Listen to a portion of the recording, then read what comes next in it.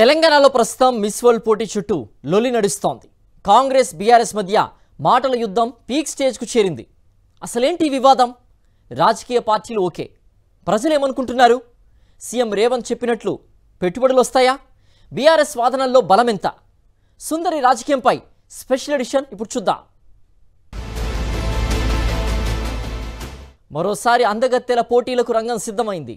ఈసారి మాత్రం ఈ పోటీలు వెరీ స్పెషల్. ఎందుకంటే మిస్ వరల్డ్ పోటీలకు తొలిసారి హైదరాబాద్ ఆతిథ్యం ఇస్తోంది. అందాల పోటీలకు అద్భుతంగా నిర్వహించి గ్లోబల్ సిటీ ఇమేజ్ను మరింత పెంచుకునే ప్రయత్నంలో పడింది.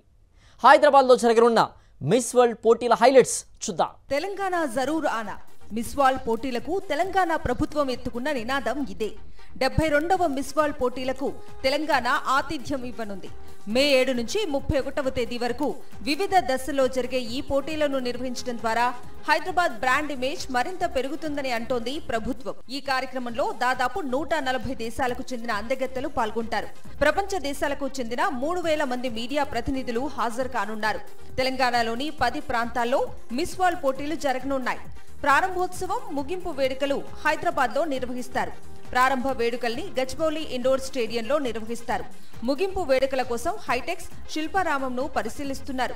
మధ్యలో జరిగే 8 ఈవెంట్లను పోచంపల్లి, రామప్ప, లక్నవరం, యాదగిరిగుట్ట, నాగార్జున సాగర్, వికారాబాద్ లాంటి ప్రాంతాల్లో నిర్వహించబోతున్నారు. ఇలా చేయటం వల్ల రాష్ట్ర పర్యాటక రంగం ఎంతో అభివృద్ధి చెందుతుందని, టూరిజంలో పెట్టుబడులు వస్తాయని అంటోంది ప్రభుత్వం. మొత్తం 10 చోట్ల మిస్ వరల్డ్ పోటీలు నిర్వహించడం ద్వారా ఆయా ప్రాంతాలకు ప్రపంచవ్యాప్తంగా ప్రచారం చేసినట్లు ఉంటుందని భావిస్తోంది. పైగా తెలంగాణ సంస్కృతి సాంప్రదాయాల్ని ప్రపంచానికి చాటి చెప్పినట్లు అవుతుందని కూడా అంటోంది. ఉదాహరణకు పోచంపల్లిలో నిర్వహించబోయే కార్యక్రమం విషయానికి వస్తే సుందరీమణులంతా పోచంపల్లికి వెళ్లి చేనేత కార్మికులతో మాట్లాడుతారు. వాళ్ల ఉత్పత్తుల్ని ప్రచారం చేస్తారు. ఆ తర్వాత పోచంపల్లి చీరలు కట్టుకుని స్టేజ్ పై ర్యాంప్ వాక్ చేస్తారు. ఇలా చేయటం ద్వారా చేనేత వస్త్రాలకు అంతర్జాతీయంగా మంచి గుర్తింపు వస్తుందని సాంస్కృతిక శాఖ భావిస్తోంది. బౌద్ధులను ఆకర్షించేందుకు నాగార్జున సాగర్లోని బుద్ధవనాన్ని ఎంపిక చేశారు. అందాల పోటీల్లో పాల్గొనే వారంతా బుద్ధవనం ప్రాజెక్టును సందర్శించనున్నారు. ఇక హైదరాబాద్ లో ప్రపంచ ప్రసిద్ధ ముత్యాలతో ఒక ఫ్యాషన్ షో నిర్వహించబోతున్నారు. తెలంగాణ ప్రభుత్వం పెట్టుబడులను, పర్యాటకులను ఆకర్షించే లక్ష్యంగా మిస్ వరల్డ్ పోటీలను నిర్వహిస్తోంది. ఈ పోటీల సందర్భంగా 140 దేశాలకు చెందిన మీడియా ప్రతినిధులకు తెలంగాణ రాష్ట్ర వారసత్వ, సాంస్కృతిక సంపద, చేనేత రంగం, జానపద నృత్యాలు, సంగీతం, వంటకాల వంటివి ప్రదర్శించనున్నారు. మిస్ వరల్డ్ పోటీల్లో తెలంగాణలోని వివిధ ప్రాంతాల విశిష్టతలను తెలుపుతూ వీడియోలను కూడా రూపొందించనున్నారు. తద్వారా రాష్ట్ర పర్యాటకానికి మంచి బూస్టింగ్ వస్తుందని భావిస్తున్నారు. మిస్ వరల్డ్ పోటీల ద్వారా రాష్ట్ర సంస్కృతి సాంప్రదాయాల్ని, పర్యాటక రంగం వైభవాన్ని ప్రపంచానికి చాటి చెబుతామంటున్నారు మంత్రి Jupally, tourism secretary Smita Sabharwal. Miss World పోటీల వల్ల రాష్ట్ర ఆదాయం పెరుగుతుందని, దాన్ని అట్టడుగున ఉన్న బడుగు బలహీన వర్గాలకు అందించి వాళ్ళ అభ్యున్నతికి దోహదపడేలా చేయటమే మిస్ వరల్డ్ పోటీల లక్ష్యమన్నారు. అంతేకాకుండా ఈ పోటీల ద్వారా మహిళా సాధికారతకు తెలంగాణ నిలువెత్తు నిదర్శనంగా నిలుస్తుందని చెబుతున్నారు. పైగా రాబోయే 5 ఏళ్లలో 15,000 కోట్ల టూరిజం పెట్టుబడులు ఆకర్షించాలనే లక్ష్యం కూడా ఇందులో దాగుందని అంటున్నారు. Medical tourism, eco tourism, spiritual tourism, sports tourism విభాగాల్లో రాయితీలు, మినహాయింపులు ఇస్తామని చెబుతున్నారు.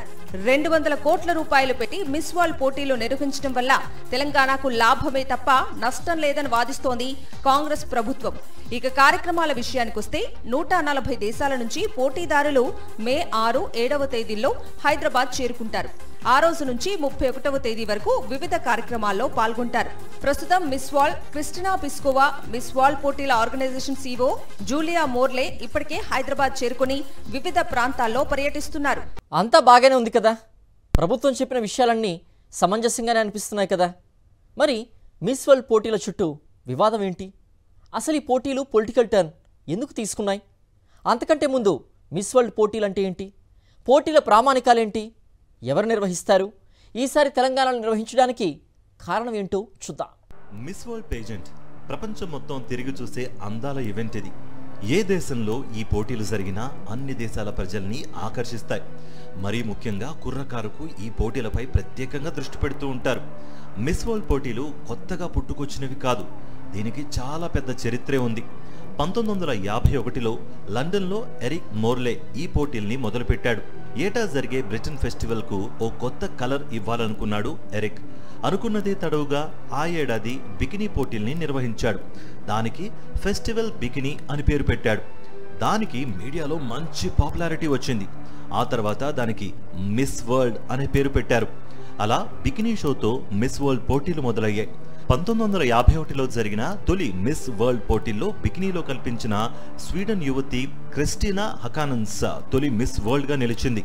అప్పటి వరకు అందం, శరీర కొలతల ప్రాతిపదికన పోటీలు జరగ్గా 1980ల నుంచి బ్యూటీ విత్ ఎ పర్పస్ అనే నినాదంతో ఈ పోటీలకు తెలివితేటలు, వ్యక్తిత్వ పరీక్షలను జోడించారు.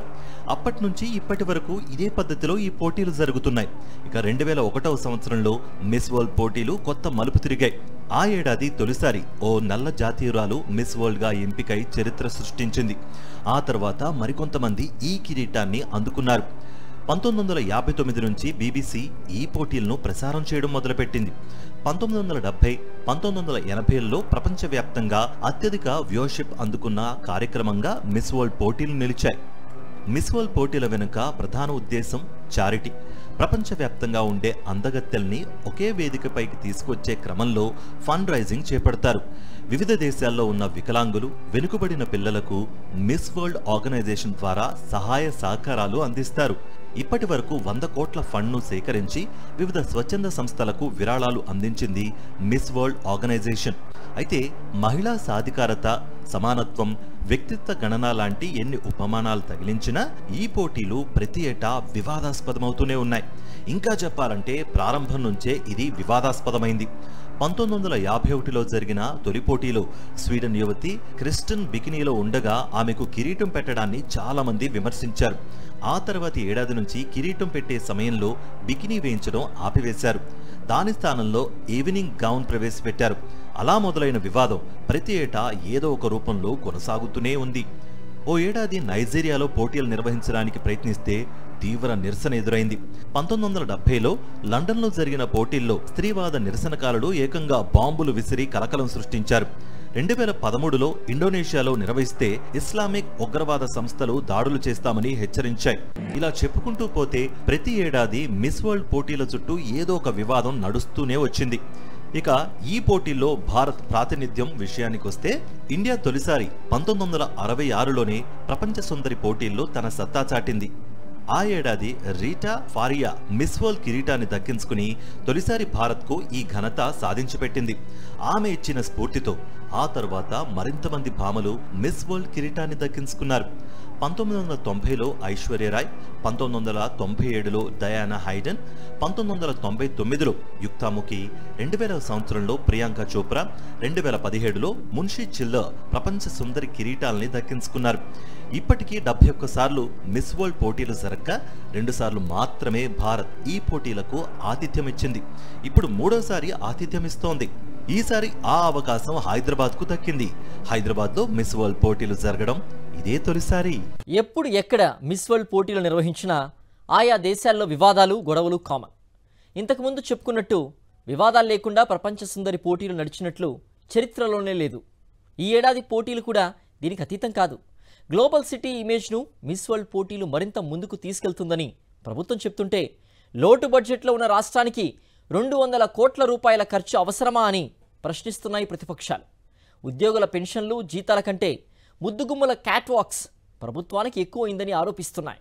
అందాల పోటీల్లో రాజకీయ ప్రకంపనలు, లోటు బడ్జెట్లో క్యాట్ వాక్ అవసరమా అంటున్న ప్రతిపక్షం, బరాబర్ నిర్వహిస్తామంటున్న ప్రభుత్వం. అందాల పోటీలు మన సంస్కృతి కాదంటున్న బీజేపీ. మిస్ వరల్డ్ పోటీలపై పొలిటికల్ రగడ ఊపందుకుంది.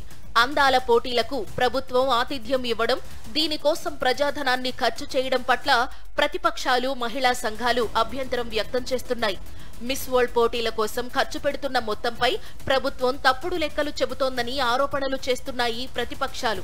రేవంత్ రెడ్డి సర్కార్ అందాల పోటీల కోసం అక్షరాల 200 కోట్ల రూపాయలు ఖర్చు చేస్తోందని, మంత్రి జూపల్లి మాత్రం 56 కోట్లు అంటూ అబద్ధాలు చెబుతున్నారని ఆరోపిస్తోంది.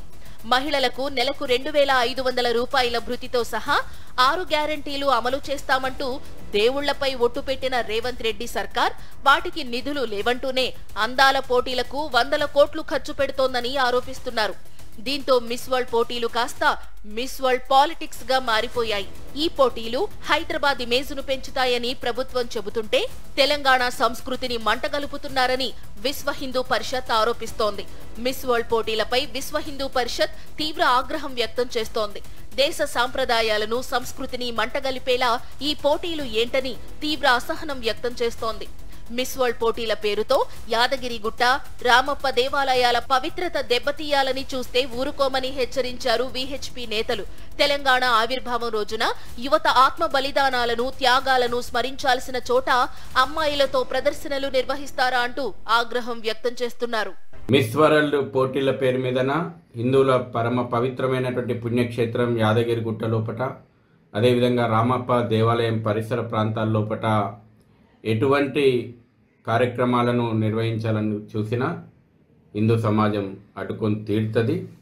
రాబోయే భవిష్యత్తు కార్యాచరణ విశ్వ హిందూ పరిషత్తు మేము ప్రకటిస్తాము. జూన్ 2వ తేదీన ఆత్మ బలిదానాలు, త్యాగాలను స్మరించాల్సిన చోట విశ్వసుందరిగా ఎన్నికైనటువంటి వ్యక్తి యొక్క అందాలను ప్రశంసించదలుచుకున్నారా అని సందర్భంగా ప్రభుత్వాన్ని ప్రశ్నిస్తున్నాం. ఇదిలా ఉంటే ఈ కార్ రేస్ రివెంజ్ ను తీర్చుకుంటోంది బీఆర్ఎస్ హయాంలో 700 కోట్ల రూపాయల ఆదాయం తీసుకొచ్చే ఈ కార్ రేసింగ్ కోసం 46 కోట్ల రూపాయలిస్తే అవినీతి అన్నారని, ఇప్పుడు పైసా ఆదాయం రాని అందాల పోటీల కోసం 200 కోట్ల రూపాయలు ఎందుకు ఖర్చు చేస్తున్నారో చెప్పాలని బీఆర్ఎస్ డిమాండ్ చేస్తోంది. రైతుల ఆత్మహత్యలతో రాష్ట్రం అల్లాడుతుంటే అందాల పోటీలు పెడుతున్నారని, 6 గ్యారంటీలకు డబ్బులు లేవంటూనే మిస్ వరల్డ్ పోటీలు నిర్వహిస్తున్నారని విమర్శించారు కేటీఆర్. అందాల పోటీలకు పెట్టే డబ్బుతో బాధిత రైతు కుటుంబాల్ని ఆదుకోవచ్చని, ఆడబిడ్డలకు ఇచ్చిన హామీలు నెరవేర్చవచ్చని అన్నారు. ఫార్ములా ఈ రేస్ వల్ల రాష్ట్రానికి వచ్చే లాభం గురించి తను గతంలో వివరించానని, అందాల పోటీల వల్ల వచ్చే ఆదాయమేంటో ప్రభుత్వం చెప్పగలదా అని ప్రశ్నించారు. ఈ పోటీల వల్ల రాష్ట్ర ప్రయోజనాలకు ఉపయోగమేంటో చెప్పాలని, అందాల పోటీల ద్వారా గ్రామాన బ్యూటీ పార్లర్లు పెడతారా అంటూ ప్రశ్నిస్తున్నారు కేటీఆర్. మరోవైపు ప్రతిపక్షాల విమర్శలకు గట్టి కౌంటర్ ఇచ్చింది అధికార కాంగ్రెస్ పార్టీ. మిస్ వరల్డ్ పోటీలకు 140 దేశాల ప్రతినిధులు వస్తున్నారని, హైదరాబాద్ బ్రాండ్ ఇమేజ్ పెరుగుతుందని చెబుతున్నారు. బీఆర్ఎస్ లా తాము ప్రజాధనాన్ని వృధా చేయడం లేదని కౌంటర్ ఇచ్చారు మంత్రి జూపల్లి. మిస్ వరల్డ్ పోటీలకు 54 కోట్లు మాత్రమే కేటాయించామని, అందులో సగం ప్రమోటర్సే భరిస్తారని చెప్పుకొచ్చారు మంత్రి Jupally. Estimated agreement concluded for 54 crores, out of which 50% by the promoting group and 50% by the state, that is 27 crores. And out of these 27 crores, what the tourism corporation has agreed, majority of the money will be generated through the sponsorship. అందాల పోటీలను తాము మహిళా సాధికారతగా చూస్తున్నామని, అందాల పోటీలకు కేటీఆర్ ఇచ్చే నిర్వచనం ఏంటో చెప్పాలని ప్రశ్నిస్తున్నారు జూపల్లి. మిస్ వరల్డ్ పోటీల వల్ల తెలంగాణ టూరిజంకు రాబోయే 5 ఏళ్లలో 15,000 కోట్ల రూపాయల పెట్టుబడులు వస్తాయని చెబుతున్నారు. హైదరాబాద్లో జరుగుతున్నప్పుడు హైదరాబాద్ బ్రాండ్ ఇమేజ్ అంటే ఇలా పలానా టైంలో ఇక్కడ జరిగింది అనేది ఒక బ్రాండ్ ఇమేజే, కానీ దానివల్ల ఎవరి జీవితాలు బాగుపడతాయి. యాక్చువల్గా అక్కడ వాళ్ళు ఇక్కడికి వచ్చి హైదరాబాద్ని యూజ్ చేసుకోవడం వల్ల, సో దానివల్ల కొంత బిజినెస్ పెరుగుతుంది. బిజినెస్ పెరిగిపోవడం వల్ల అది కొన్ని వర్గాల వాళ్ళు కొంత పైకి వెళ్ళడానికి అవకాశం ఉంటుంది తప్ప, అది ఏ రకంగా బ్యూటీ కాంటెక్స్ట్ ద్వారా వచ్చిన ఇన్కమ్ ఒక పోర్ అండ్ వల్నరబుల్కి వాళ్ళ డెవలప్మెంట్కి ఎట్లా జనరేట్ అవుతుంది అనే దాని గురించి ఏమైనా ఒక ప్రత్యేకమైన ప్రణాళిక కానీ ఒక అవగాహన కానీ ఉందా? సో అలాంటి అవగాహన లేకుండా మనం ఇలాంటి కాంటెక్స్లు ఎన్ని పెట్టినా కూడా సో ఆ మనీ ఛానలైజ్ ఎలా చేస్తున్నాము అనేది ఇంపార్టెంట్. అటు భారతీయ జనతా పార్టీ నేతలు మాత్రం పోటీల నిర్వహణ భారతీయ సంస్కృతి కిందకు రాదంటున్నారు. మొత్తంగా మిస్ వరల్డ్ పోటీలు పొలిటికల్ టర్న్ తీసుకుని రాష్ట్రంలో పెద్ద రచ్చకు దారితీశాయి. పోటీలు ముగిసే వరకు అధికార విపక్షాల మధ్య మాటల యుద్ధం కొనసాగేలా ఉంది.